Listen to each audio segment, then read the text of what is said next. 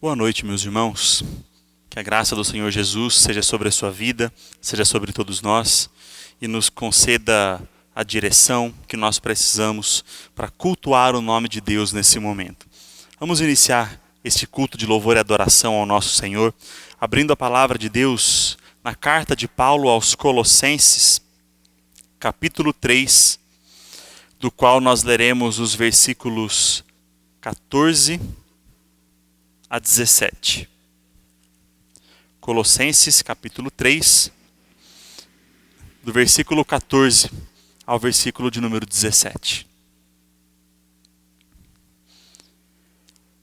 Acima de tudo isto, porém, esteja o amor, que é o vínculo da perfeição.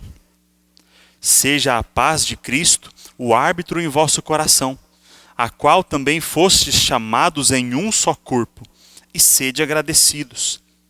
Habite ricamente em vós a palavra de Cristo, instruí-vos e aconselhai-vos mutuamente em toda sabedoria, louvando a Deus com salmos e hinos e cânticos espirituais, com gratidão em vosso coração. E tudo o que fizerdes, seja em palavra, seja em ação, fazei-o em nome do Senhor Jesus, dando por ele graças a Deus Pai. A paz de Cristo em nosso coração é o que nos direciona, é o que une a igreja e é o que nos leva a esse propósito de adorar e bendizer ao nosso Senhor. Por isso, meus irmãos, que com as nossas palavras e com as nossas atitudes, em tudo nós louvemos e glorifiquemos ao Senhor. Não só aqui, não só nesse momento em que nós cultuamos a Deus, mas durante toda a nossa vida, em todas as circunstâncias, em todo instante, o nome do Senhor seja exaltado por todos os seus filhos. Vamos adorar a Deus neste instante, entoando cânticos espirituais de louvor e exaltação ao nome do Senhor. Nós não somos merecedores da salvação. Somos salvos pela graça de Deus que vem em Cristo Jesus. E essa mesma graça quebrantou os nossos corações e transformou as nossas vidas, de maneira que nós somos moldados por essa graça do Senhor quando quebrantou o nosso coração.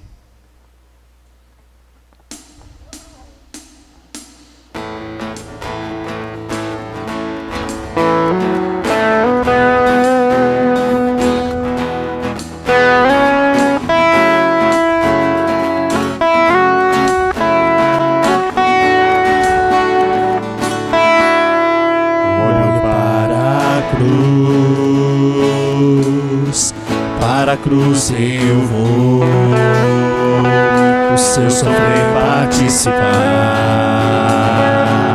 na sua obra vou cantar, meu Salvador,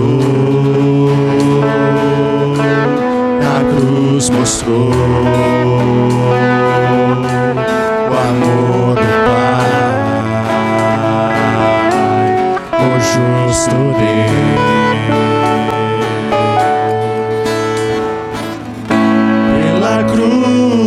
Deus. Me chamou gentilmente, me atraiu e eu sem palavras me aproximo, quebrantado por seu amor.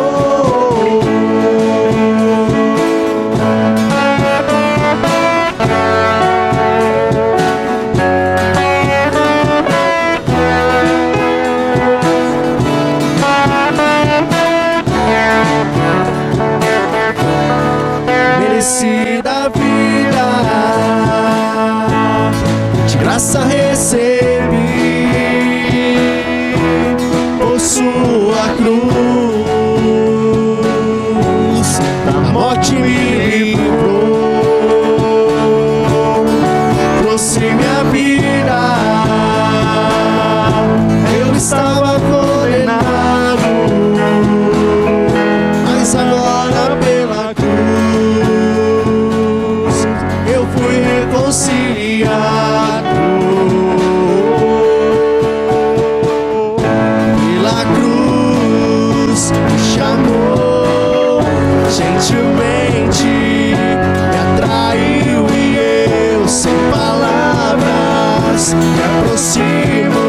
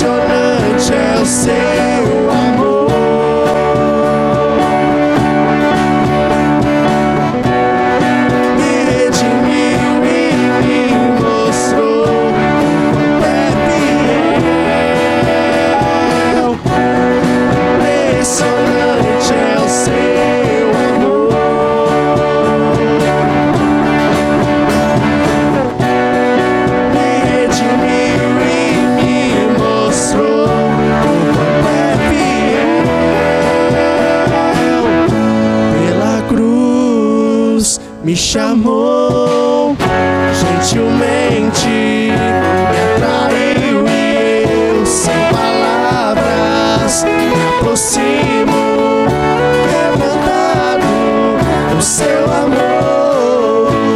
Pela cruz me chamou, gentilmente me atraiu e eu, sem palavras, me aproximo, quebrantado do seu amor.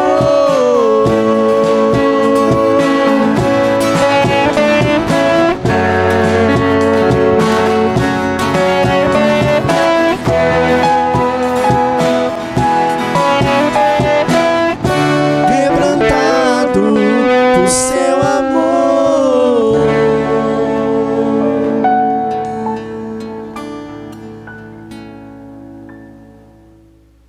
Todas as coisas desse mundo vão passar. Esse mundo inteiro vai acabar. Por isso, o que nós temos não se compara ao Senhor Jesus Cristo, que é eterno nas nossas vidas. Que, ao louvarmos a Deus com esse cântico, pensemos também no quanto Jesus deve ser muito mais importante do que qualquer outra coisa para nós nessa vida.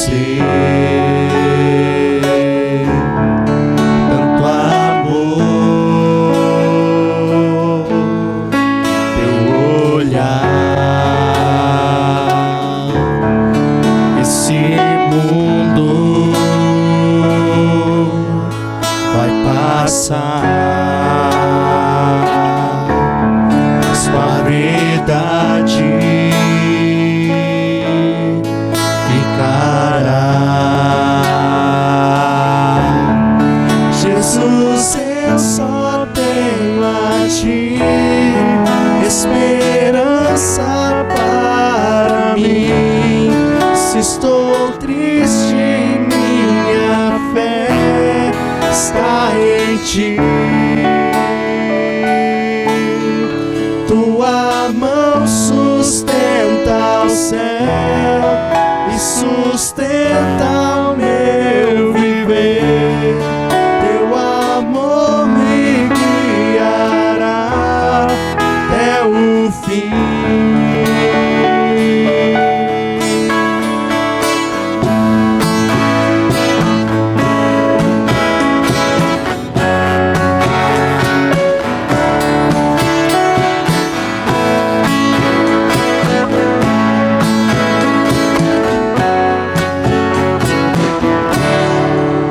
Que tenho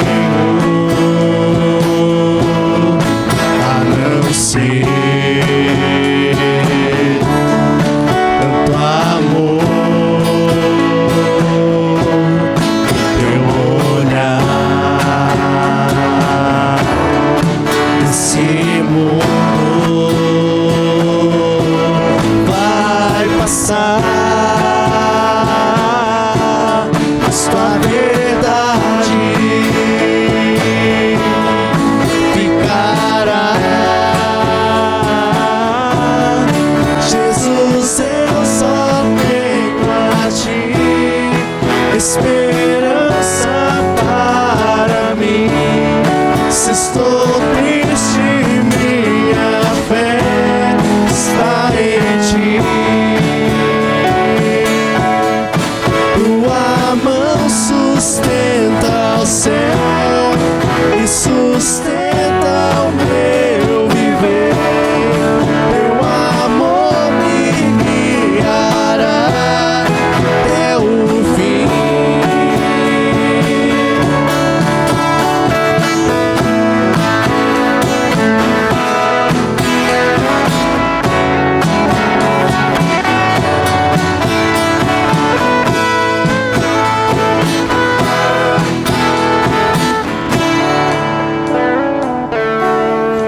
Jesus, eu só tenho a ti.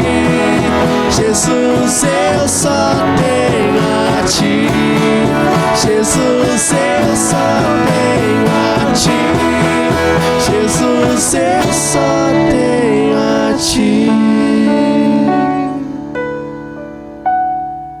Santo Deus, amado e eterno Pai, nós te louvamos, ó Pai, por tudo que o Senhor és, por tudo que o Senhor tem feito, ó Pai. Tu és um Deus de amor, um Deus de bondade, um Deus justo e misericordioso, que tem nos amado, ó Pai, tem cuidado de cada um de nós diariamente, ó Deus. Um Deus vivo, ó Pai, que enviou o seu Filho ao nosso encontro. Te louvamos, ó Pai, por essa maior bênção, ó Pai, que é a salvação em nome do Teu Filho Jesus, ó Deus. Te louvamos, ó Pai, porque o Senhor tem guardado as nossas vidas, ó Deus. O Senhor tem nos amado, nos dado, ó Pai, além do que merecemos, ó Pai. Aceita, Senhor, o nosso louvor, a nossa adoração. Aceita, Senhor, nossos pedidos, nosso pedido principalmente de perdão. Que o Senhor venha, ó Deus, diariamente fazer a sua morada no nosso coração e que tudo que saia, ó Deus, dos nossos lábios, dos nossos pensamentos, ó Pai, das nossas atitudes, seja em louvor e honra ao Teu santo e bendito nome, ó Pai. Fica conosco no decorrer desse culto, ó Pai. E é no nome de Jesus, ó Deus, que nós oramos, agradecidos, ó Pai. Amém. Eu convido você para mais uma leitura da Palavra de Deus. Abra lá no Salmo de número 27. Salmo de número 27. Nós vamos fazer a leitura de todo este salmo. E assim, esse texto da Palavra do Senhor nos diz: O Senhor é a minha luz e a minha salvação. De quem terei medo? O Senhor é a fortaleza da minha vida. A quem temerei? Quando malfeitores me sobrevêm para me destruir, meus opressores e inimigos, eles é que tropeçam e caem. Ainda que um exército se acampe contra mim, não se atemorizará o meu coração. E se estourar contra a minha guerra, ainda assim terei confiança.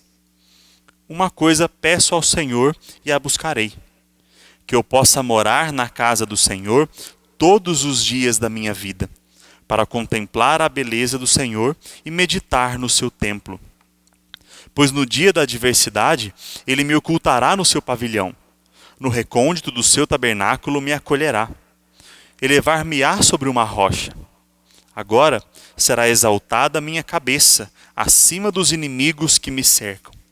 No seu tabernáculo oferecerei sacrifício de júbilo. Cantarei e salmodiarei ao Senhor. Ouve, Senhor, a minha voz, eu clamo. Compadece-te de mim e responde-me. Ao meu coração me ocorre, buscai a minha presença. Buscarei, pois, Senhor, a tua presença. Não escondas, Senhor, a tua face. Não rejeites com ira o teu servo. Tu és o meu auxílio. Não me recuses, nem me desampares, ó Deus da minha salvação. Porque se meu pai e minha mãe me desampararem, o Senhor me acolherá. Ensina-me, Senhor, o teu caminho, e guia-me por vereda plana, por causa dos que me espreitam. Não me deixes à vontade dos meus adversários, pois contra mim se levantam falsas testemunhas e os que só respiram crueldade. Eu creio que verei a bondade do Senhor na terra dos viventes. Espera pelo Senhor, tem bom ânimo e fortifique-se o teu coração. Espera, pois, pelo Senhor. Diante das muitas adversidades, dos inimigos, das circunstâncias ruins que nos cercam, nós ainda podemos olhar para Deus e alcançar um descanso que vem unicamente do Senhor sobre nós. Vamos pensar sobre esse descanso enquanto nós cantamos o hino de número 165, Cuidado Divino, e que a palavra do Senhor renove os nossos corações e nos faça confiar e descansar plenamente no cuidado do Senhor.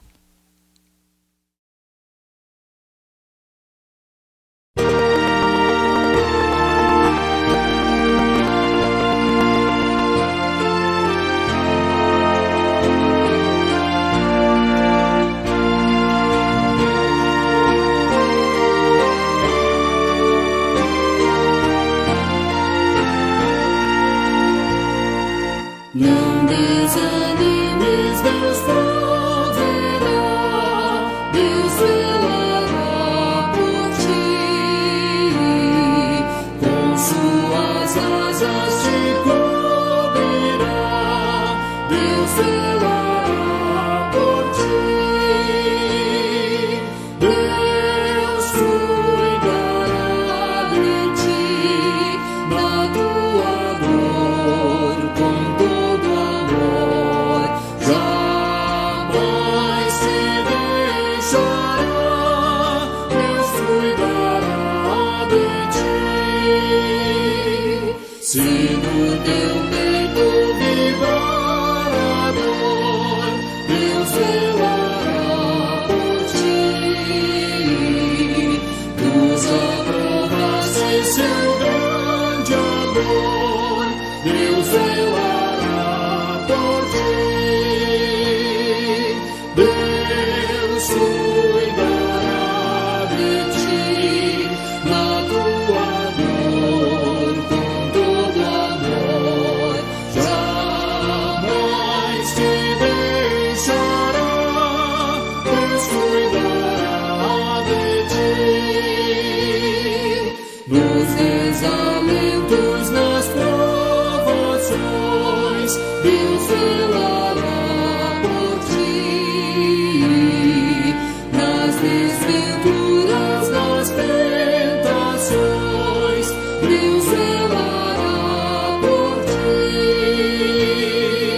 Deus cuidará de ti, na tua dor, com todo amor, jamais te deixará, Deus cuidará de ti.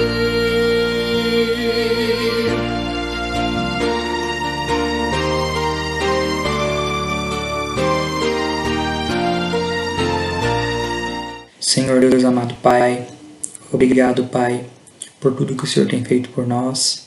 Obrigado pelo pão de cada dia, pela água que bebemos, pelo ar que respiramos, Pai, pela nossa casa, pela nossa igreja, Pai, por tudo, Pai, que o Senhor tem cuidado de nós, tem nos sustentado, Pai, tem derramado a sua graça sobre nós, Pai. Pai, te agradecemos também, Pai, pelo perdão que o Senhor nos deu, Pai, através de Jesus Cristo, Pai, que o Senhor enviou Ele à cruz, Pai, para purificar de todos os nossos pecados, Pai, mesmo nós não sendo merecedores, Pai. Te agradecemos por isso, Pai, e pedimos, Pai, que todos os dias, Pai, possamos nos tornar pessoas melhores, Pai, tornarmos pessoas mais próximas de Ti, Pai. Obrigado por tudo, Pai. É essa oração que eu te faço, Pai, te agradecendo por tudo. Em nome de Jesus, amém. Abra sua Bíblia no livro de Neemias, capítulo 4, texto do qual nós extrairemos a mensagem do Senhor para nós nesta noite. Neemias, capítulo 4.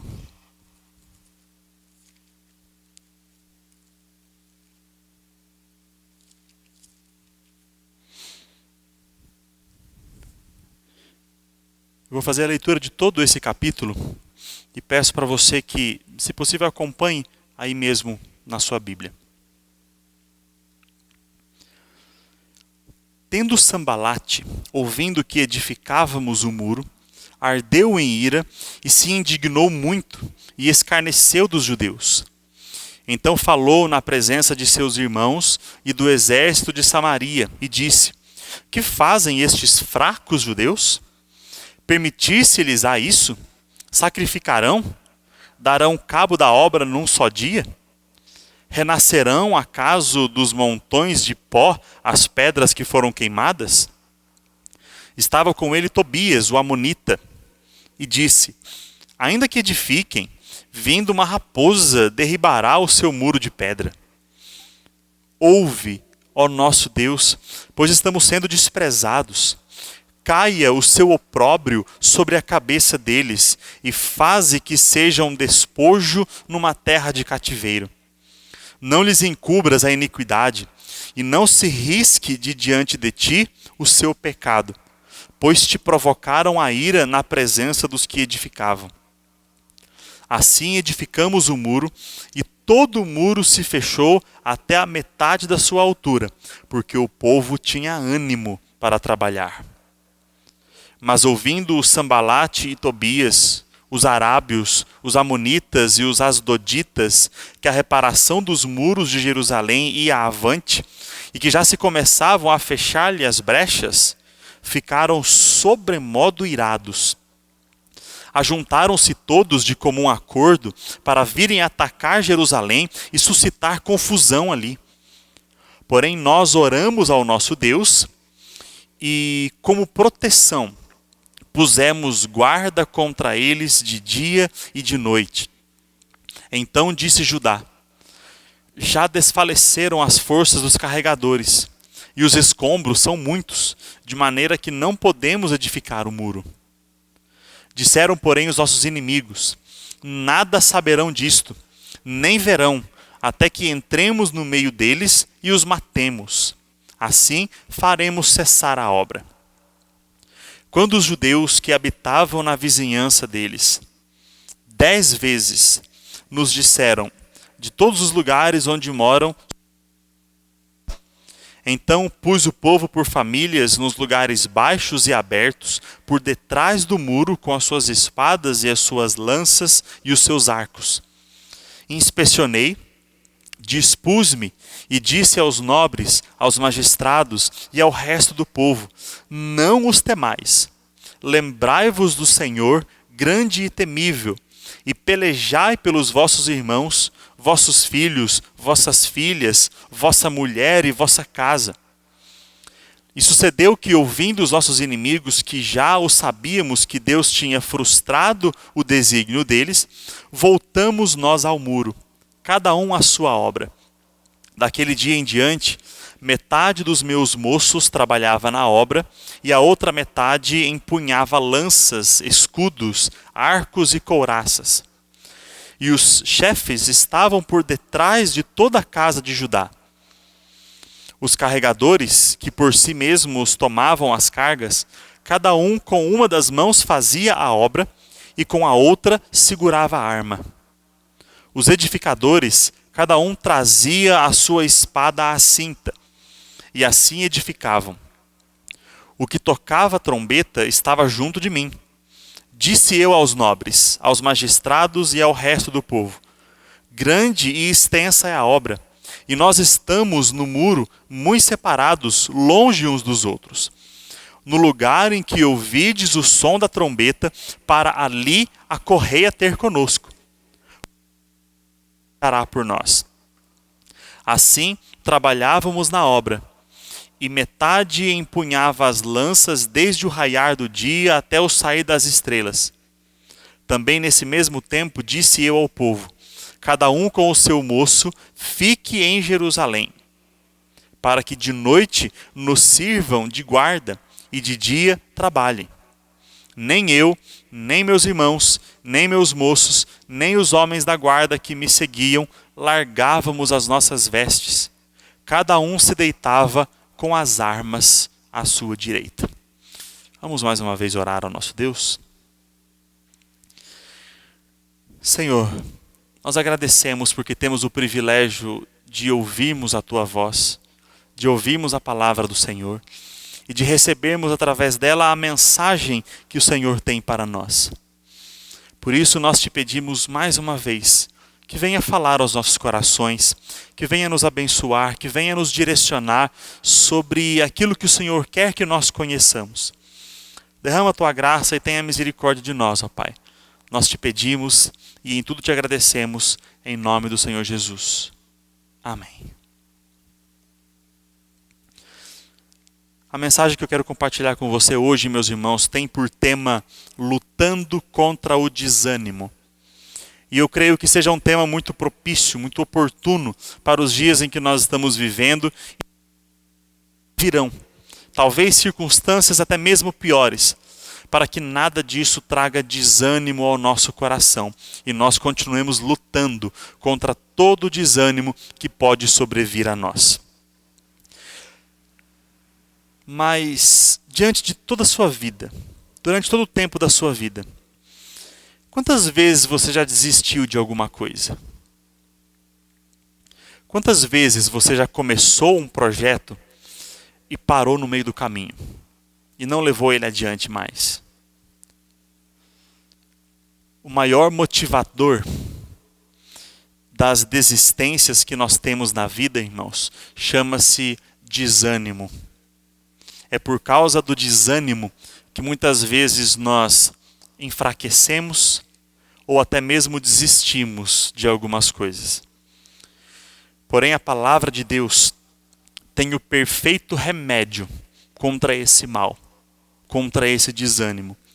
E a história de Neemias e dos judeus na reconstrução da muralha de Jerusalém nos ensinará um pouco sobre que medicamento é esse e como é que nós podemos tomá-lo sobre as nossas vidas. Para que nós entendamos um pouco mais dessa mensagem, desse contexto histórico, lembremos-nos, irmãos, que depois de aproximadamente 70 anos que os judeus passaram no cativeiro da Babilônia, e isso conforme o tempo prometido por Deus, finalmente o povo teve a liberação para voltar à sua terra, para voltar para Judá, para Jerusalém. Mas obviamente a vida não seria mais como antes, ela não seria a mesma, porque os judeus ainda deveriam prestar contas e pagar impostos ao rei da Pérsia. E donos das suas próprias vidas, da sua própria nação. Eles tinham que responder ao rei da Pérsia. Além disso, quando eles chegaram de volta a Jerusalém, eles se depararam com um cenário totalmente desanimador. Eles se depararam com as muralhas da cidade totalmente arruinadas, já derribadas na sua maior parte e com grandes brechas na extensão da sua muralha. Resultado do que havia acontecido há 70 anos antes, na investida de Nabucodonosor, do rei da Babilônia, contra a nação de Judá. E toda essa nova realidade trouxe muito desânimo aos judeus. Tanto que eles, apesar de terem voltado para a sua terra, passaram a viver miseravelmente, andar cabisbaixos, andar infelizes todos os dias da sua vida. Por isso, quando Neemias tomou conhecimento, quando ele perguntou a um conhecido que tinha voltado para Jerusalém, como está o meu povo, como anda a situação do povo, e ouviu a triste notícia de que o povo estava assolado, o povo estava vivendo de forma triste por causa da nova realidade, então Neemias sentiu no seu coração o desejo de voltar para Jerusalém, com o objetivo específico de reconstruir as suas muralhas, para que aquilo trouxesse nova disposição. Porém, naquela época, Neemias era copeiro do rei Artaxerxes, da Pérsia, e ainda habitava na Babilônia. Mas como Deus havia colocado esse propósito de forma tão intensa no seu coração, mesmo com temor, um dia ele se apresentou diante do rei e Artaxerxes perguntou a ele por que ele andava triste, porque o seu semblante estava abatido. E então ele revelou aquilo que estava dentro do seu coração. E ele disse que a sua tristeza era motivada por causa da miserabilidade em que vivia o seu povo, por causa da ruína das muralhas. E ele pediu ao rei que permitisse a ele voltar por um tempo determinado para Jerusalém e ali pudesse liderar o povo na reconstrução da muralha. E Artaxerxes concedeu a ele essa petição. E assim Neemias voltou, foi até Jerusalém e com o passar dos dias, aos poucos, foi compartilhando daquilo que estava no seu coração com outros judeus. E foi também animando outros corações para executar essa obra que ele desejava. No entanto, irmãos, talvez eles não tivessem conhecimento de que essa obra seria ainda muito dificultada pelos inimigos dos judeus. E olhando para essa história, assim como Neemias e o povo judeu encontraram uma forte oposição dentro dos seus objetivos, isso não é diferente com a igreja do Senhor Jesus Cristo. Nós, a igreja do Senhor, também possuímos uma diversidade de inimigos neste mundo. E é justamente por essa razão, irmãos, que a história de Neemias e dos judeus traz tão grandes e importantes lições para a nossa realidade. E eu quero compartilhar 3 lições com você nesta noite. Gostaria que você gravasse no seu coração. A primeira lição que nós aprendemos nesse texto é que nós sempre enfrentaremos opositores neste mundo. A igreja sempre terá opositores, a igreja sempre enfrentará inimigos neste mundo tenebroso. E assim também sucedeu com Neemias e com o povo judeu. Sambalate, o primeiro nome mencionado no texto que foi lido aqui, foi um dos maiores opositores, um dos maiores inimigos de Neemias e dos judeus, quando eles se prontificaram a reconstruir as muralhas de Jerusalém. Antes mesmo deles iniciarem a obra, quando eles estavam apenas projetando, quando eles estavam apenas sonhando, quando eles estavam criando as suas ideias sobre como reconstruir as muralhas e compartilhando isso com outras pessoas, Sambalate já passou a zombar deles. Já irou-se no seu coração e começou a zombar, a tripudiar sobre os judeus, porque ele não queria que essa obra fosse levada adiante. Mas afinal de contas, quem era esse homem? Quem era Sambalate? Sambalate, meus irmãos, era o governador na época de Samaria. Lembrando, que o reino de Israel, antes unificado nas suas 12 tribos, depois do reinado de Salomão, quando Roboão estava assumindo o trono, houve ali uma divisão. E 10 tribos subiram, seguiram outro rei, que era Jeroboão, e apenas as tribos de Judá e Benjamim ficaram sob o reinado de Roboão. E com o passar do tempo, os reinos do norte ganharam outros nomes, como Efraim, e depois o que por mais tempo permaneceu, o nome de Samaria. Samaria, então, era o antigo Israel. E os reinos do sul, os 2, ficaram conhecidos apenas como Judá. Que era um homem nascido na própria região de Samaria, mais especificamente ali na tribo de Efraim, uma das 10 tribos de Samaria, mas isso aconteceu já depois do cativeiro assírio, ou seja, depois que o rei da Assíria invadiu Israel, invadiu os reinos do norte e fez ali uma miscigenação com outros povos, com outras nações, de maneira que já não havia mais uma identidade pura, uma identidade única no meio do povo. E com isso, eles já não seguiam mais a religião mosaica, já não seguiam mais os mandamentos de Deus através da lei de Moisés.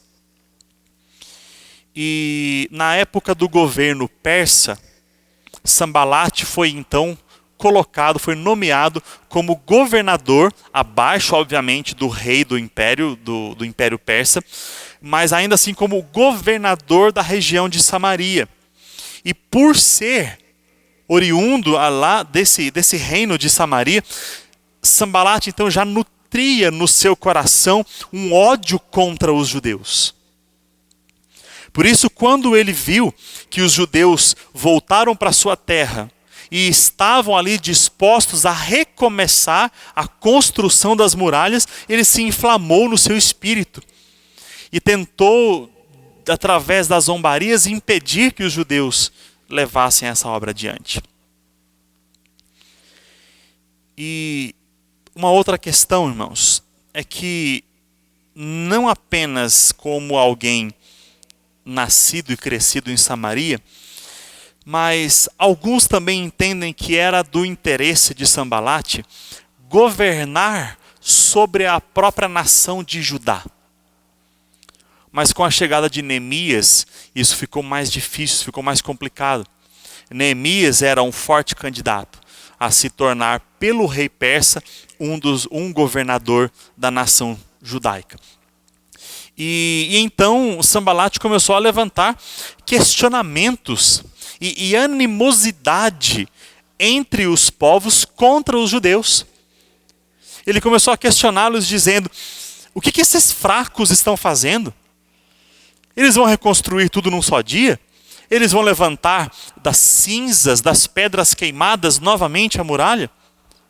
Até mesmo dentro dos seus questionamentos zombeteiros, ele tentou despertar a ira de outras nações, trazendo uma responsabilidade sobre elas, dizendo: permitisse-lhes, ou seja, nós vamos permitir que os judeus reconstruam as muralhas?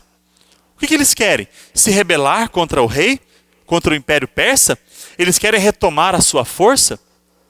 Nós vamos ficar aqui observando eles retomando as suas vidas sem fazer absolutamente nada?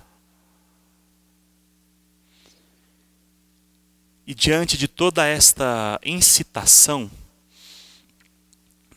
outro homem se levanta, outro nome é citado aqui, como também sendo um dos grandes inimigos dos judeus. E esse homem era Tobias, o amonita. Tobias era um oficial do Império Persa.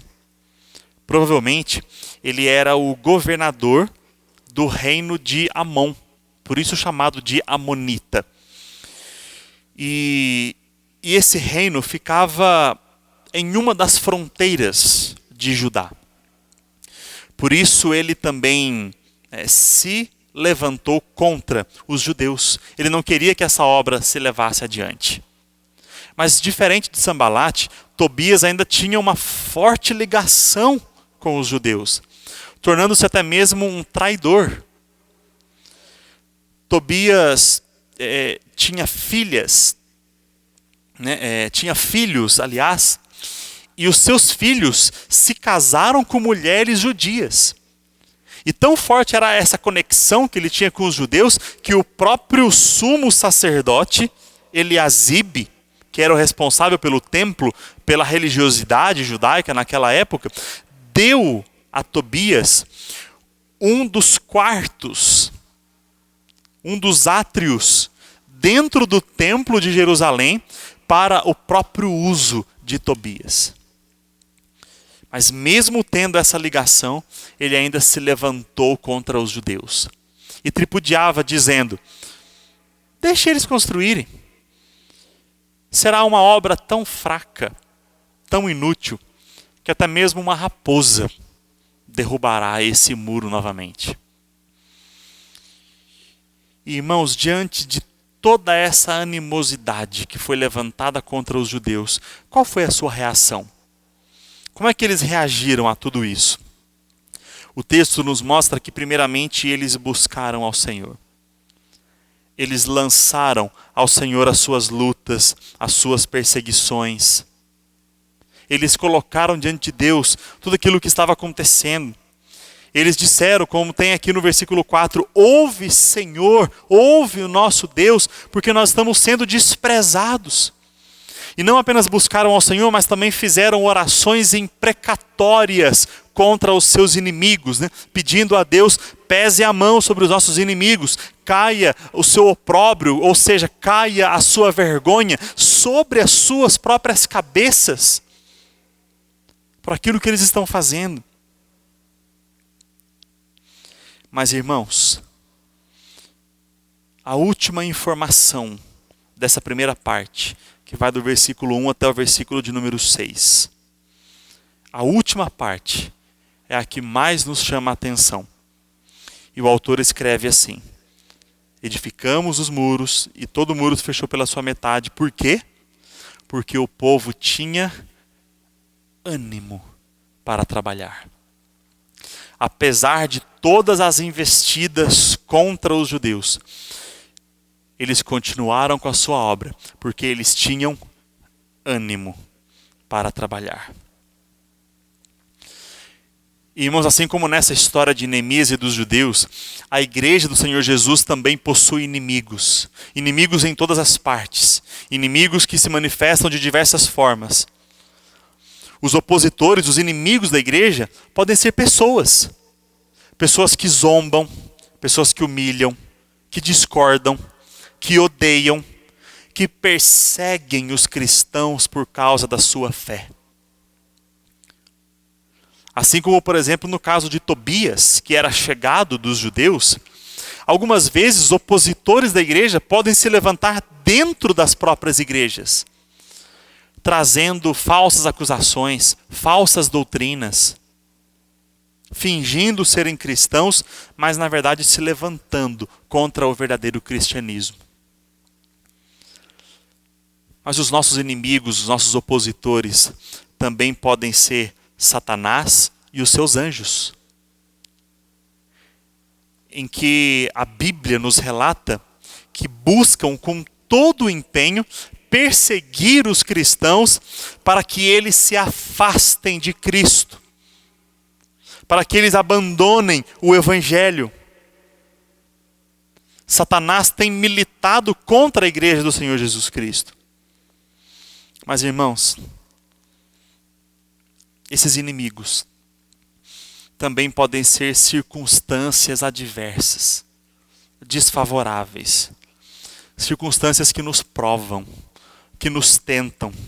Situações que muitas vezes nos frustram. Tentativas que não dão certo. Objetivos que não são alcançados. Desejos que não são realizados. E apesar dos opositores da igreja serem muitos, homens, Satanás, situações, o objetivo desses opositores é um só: fazer-nos parar, fazer-nos desanimar, fazer-nos desistir e abandonar todas as coisas. Abandonar a moral, abandonar a justiça, abandonar a obediência ao Senhor, abandonar a palavra de Deus. Os inimigos querem que os cristãos abandonem a sua espiritualidade e a sua santidade. E alguns cristãos acabam cedendo a essas pressões quando pensam: de que me adianta servir a Deus se tudo dá errado na minha vida? Que vontade eu tenho de ler a Bíblia, que vontade eu tenho de orar, que vontade eu tenho de ir à igreja, se tudo parece que está desmoronando sobre a minha cabeça? Porém, meus irmãos, assim como os judeus fizeram, a primeira coisa que nós precisamos é colocar tudo diante do Senhor em oração. Colocar diante do Senhor o nosso coração, a nossa predisposição ao desânimo, as dificuldades que nós temos, que nós enfrentamos. Precisamos colocar tudo diante do Senhor. Porque enquanto nós tivermos ânimo, nós continuaremos firmes e perseverantes em Deus. Enquanto nós tivermos ânimo, nós não deixaremos de testemunhar do Evangelho, de nos santificarmos, de obedecermos a palavra do Senhor. Todavia, irmãos, o ânimo não é inabalável nas nossas vidas. Por isso é que o cristão precisa sempre buscar forças para não perder o ânimo. Eu pergunto para você agora: como é que está o seu coração? Como está o seu estado de espírito? Você tem se sentido animado na sua vida, principalmente na sua vida com Deus? Você algumas vezes fica desanimado com a sua casa, com a sua família, com o seu trabalho, com as demais coisas que você vive, que você experimenta? Você às vezes fica desanimado? A segunda lição que eu quero compartilhar com você é que nós cristãos precisamos vigiar para não cairmos em desânimo, para não sermos dominados pelo desânimo. Irmãos, muitas vezes é normal, é comum nós nos sentirmos desanimados, mas nós não podemos ceder a esse desânimo. Para isso nós precisamos vigiar. Precisamos estar sempre vigilantes. Olhando para a história ainda de Neemias e dos judeus, apesar das constantes zombarias e tentativas de Sanbalate, de Tobias, das suas palavras negativas, das suas dúvidas, apesar de toda a investida contra os judeus, eles ainda continuavam trabalhando. Tanto que o texto diz que a muralha já havia chegado à sua metade.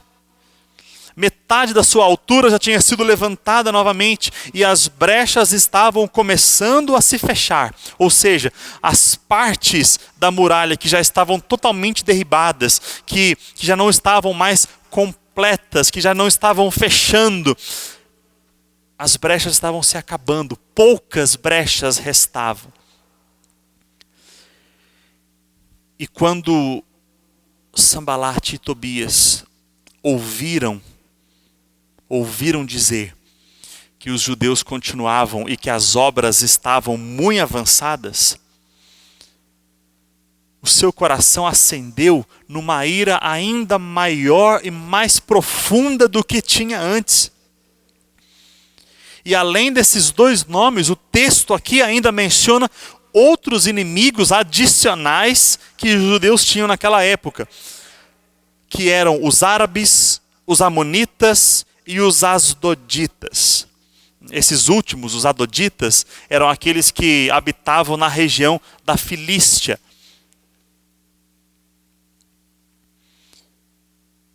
E todos eles eram inimigos de Israel. Eram inimigos dos judeus.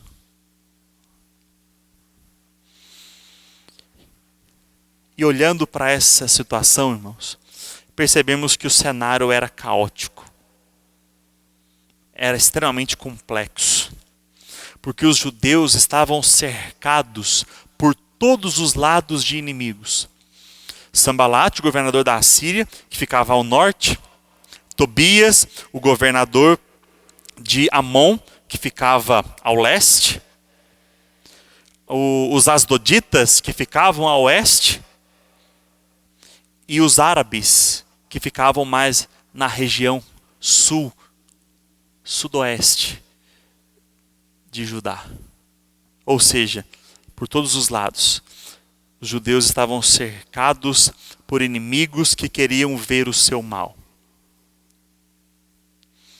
E a princípio, esses inimigos estavam apenas se limitando ao campo dos verbos, das palavras. Estavam apenas vociferando contra eles. Estavam apenas debochando, zombando, dizendo palavras negativas, dizendo que eles não eram capazes, dizendo que o trabalho era fraco, dizendo que os judeus eram fracos. Mas quando eles perceberam que a obra estava avançando e que a sua zombaria não estava surtindo efeito nenhum, eles quiseram partir para o aspecto físico.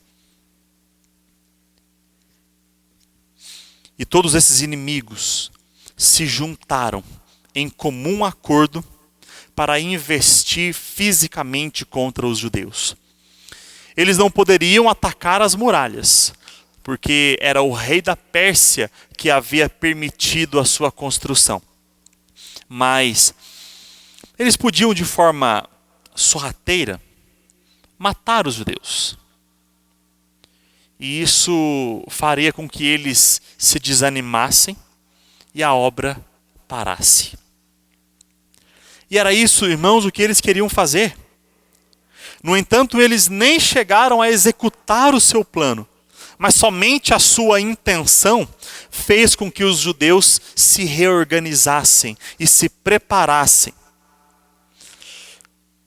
O problema é que aquilo trouxe dificuldade para o povo continuar a obra. Os judeus mais uma vez oraram ao Senhor e ali montaram a sua guarda. Dia e noite vigiavam.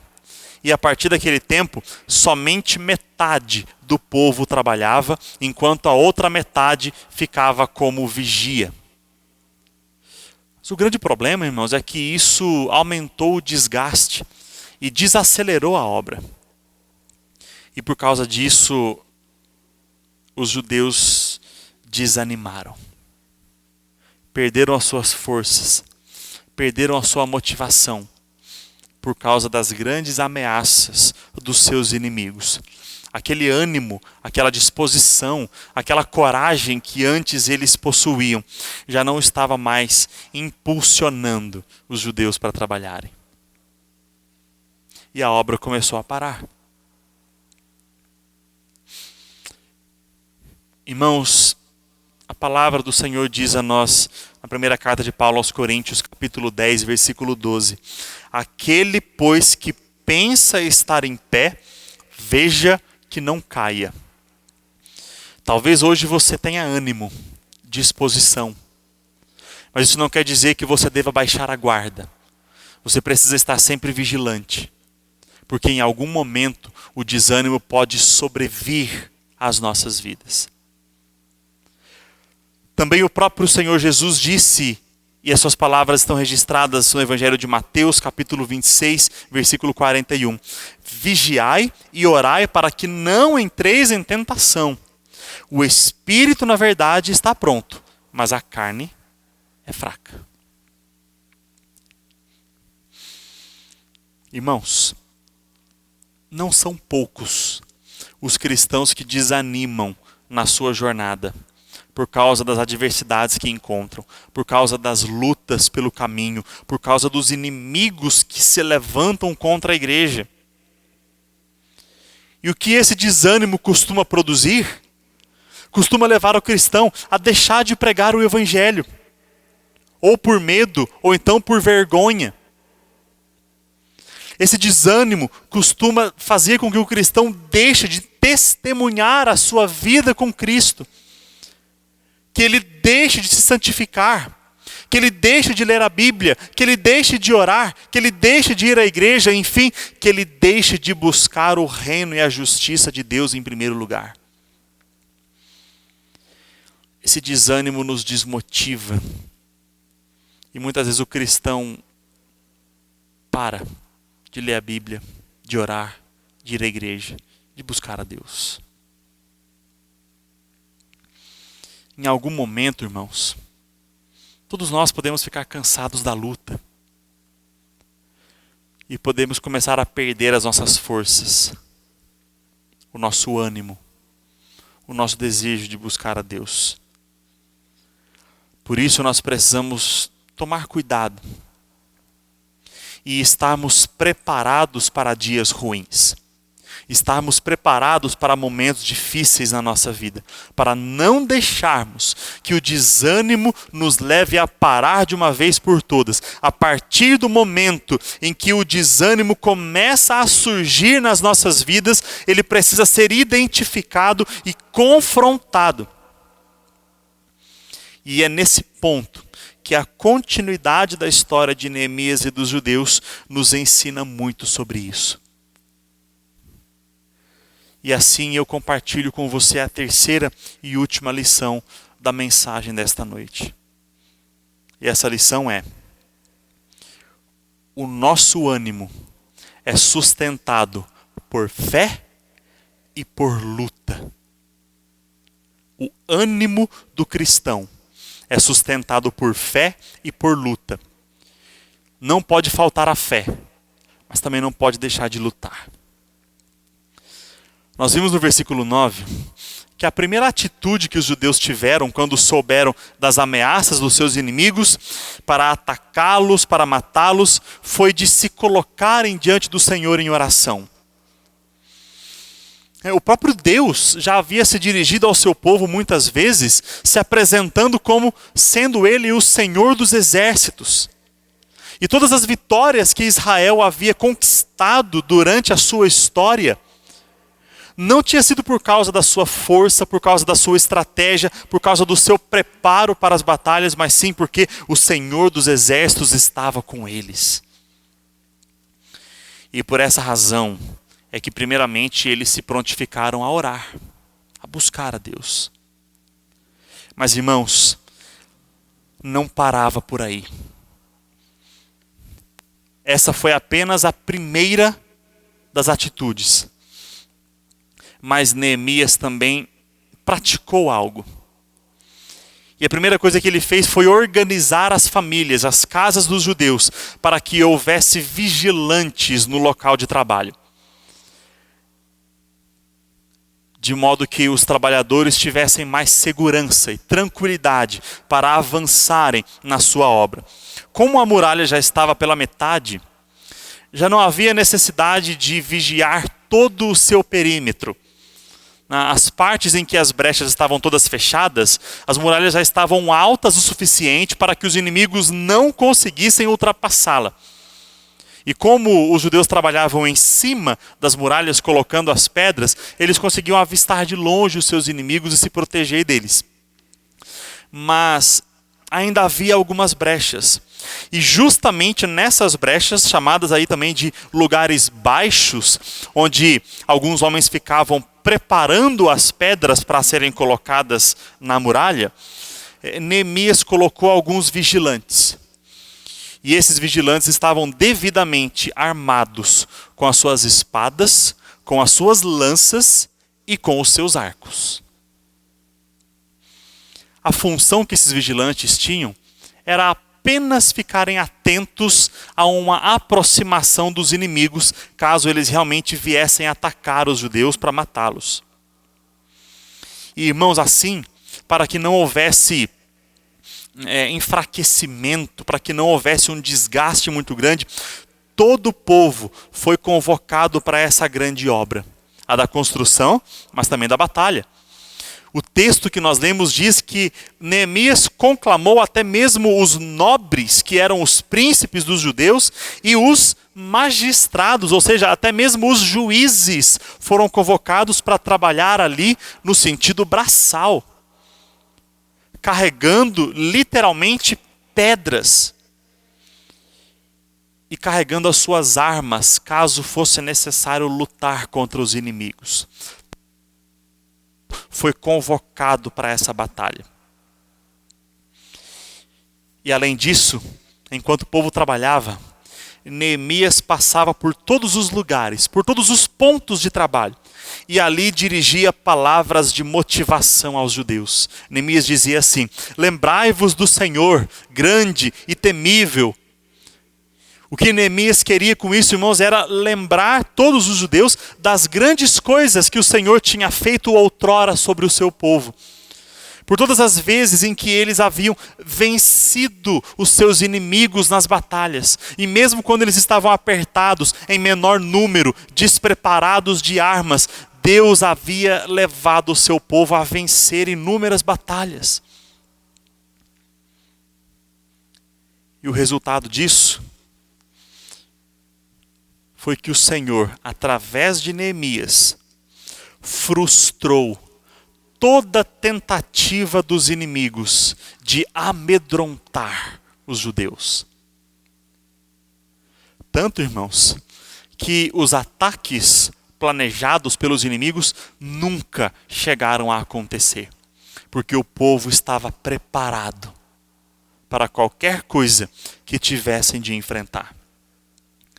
Mas mesmo os judeus tendo ouvido que os planos dos inimigos tinham sido frustrados, daquele dia em diante, até o fim da obra, eles estavam sempre alertas, sempre vigilantes.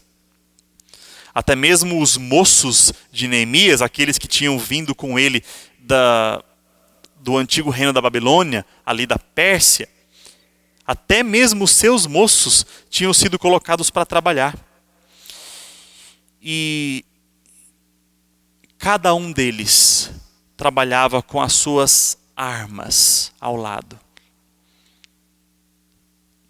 Enquanto uma das mãos segurava instrumentos de edificação dos muros, a outra mão seguravam as armas, para que eles estivessem sempre preparados. Se algum inimigo surgisse, eles estavam prontos para enfrentá-los. E não apenas isso, irmãos, mas Neemias, dentro de toda a sua organização, ainda criou um sistema de aviso. Como as brechas estavam muito longe umas das outras, ele carregava consigo uma trombeta. E caso algum exército mais numeroso se aproximasse de uma das brechas, a pessoa responsável tocaria a trombeta e todos os judeus trabalhando nos outros trechos da muralha abandonariam temporariamente a obra e correriam para onde a trombeta estava tocando, para que juntos eles enfrentassem os inimigos, batalhassem contra os inimigos.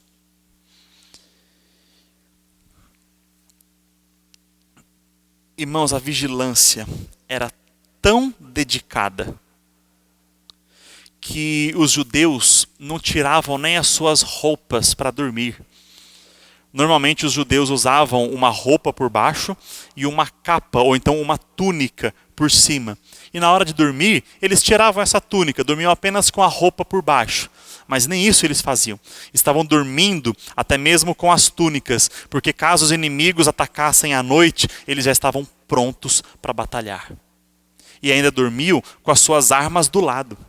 As espadas, lanças e arcos ficavam do lado da sua cama, para que eles levantassem e já tivessem à sua disposição todo o seu armamento. E assim, eles levaram esse projeto até o final da construção das muralhas. Meus irmãos, quantas coisas importantes nós aprendemos através dessa última lição.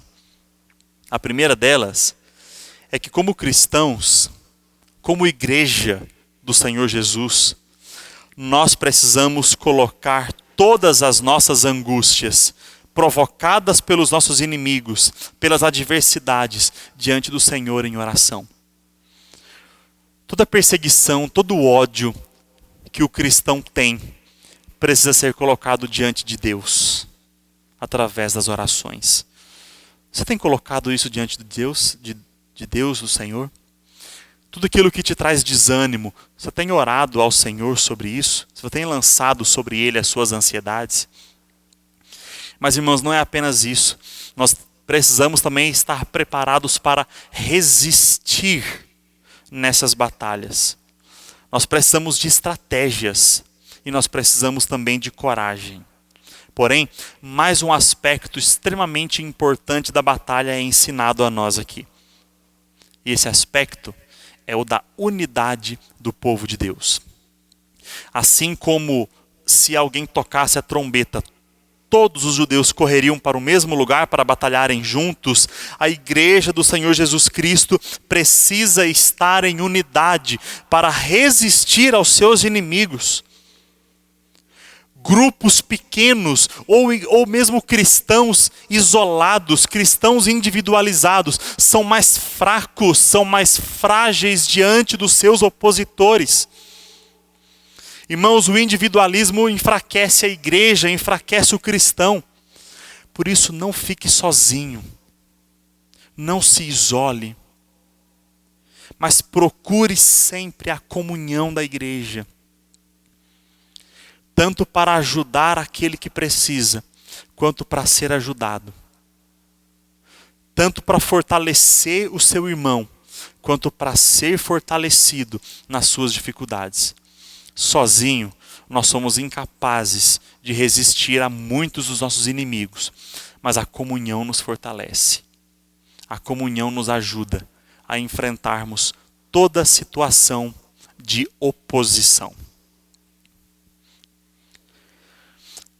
E nós precisamos estar sempre vigilantes, irmãos. Assim como os judeus dormiam com as suas túnicas e armas, nós não devemos deixar de vigiar em momento nenhum. E por último, assim como Neemias motivava o povo com as suas palavras, nós também precisamos de palavras de motivação. Agora, quem é o nosso Neemias? Quem é aquele que nos motiva? O nosso Neemias é o Senhor Jesus Cristo. E as palavras de motivação são as Sagradas Escrituras. Nós precisamos dessas palavras. Nós precisamos lê-las, meditar sobre elas, se nós quisermos fortalecer o nosso ânimo. Muitas vezes, irmãos, é por isso que nós não conseguimos resistir aos nossos opositores. Muitas vezes é por isso que nós ficamos desanimados. Porque nós acabamos deixando de buscar ao Senhor, de buscar a sua palavra.